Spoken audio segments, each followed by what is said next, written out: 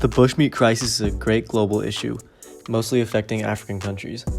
The process refers to the widespread practices of harvesting meat from local wild animals.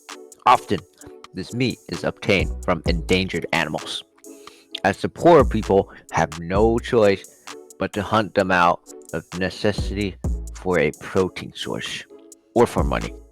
As populations increase, the demand for meat only grows, but the threatened animals are just getting depleted. Simply outlawing the process would not necessarily work, as these animals are often hunted illegally. This poses a huge biodiversity threat, as many vulnerable species are targeted and killed.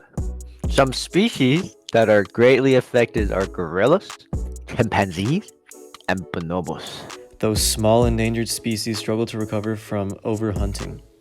An example of this hunting can be seen in Serengeti National Park in Africa.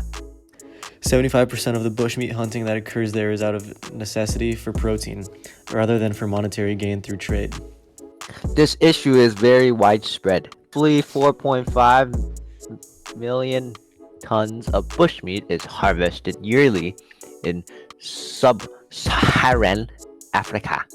Out of the 500 species that are hunted, 91 of them are endangered. Such unregulated hunting has not only impacted the survival of animals, but also the health of humans through the spread of zoonotic diseases, such as Ebola and COVID-19. When these animals are hunted, the hunters often breach into animal reservoirs, thus increasing the transmission of such diseases. Another contributor are the open-air wet markets often found in China. These markets sell fresh meat and produce, a lot of which is often killed on the spot, without any sanitary measures or regulations. Such markets also tend to spread unwanted diseases, as seen with the COVID-19 outbreak. The greatest factor that promotes the harvesting of bushmeat in Africa countries is poverty. On the brink of survival and with little food, the people living there don't care much for the government rules and regulations. They're simply just trying to survive. One major way to help mitigate the bushmeat crisis is through raising awareness. Up until 1990, no one paid much attention to the issue.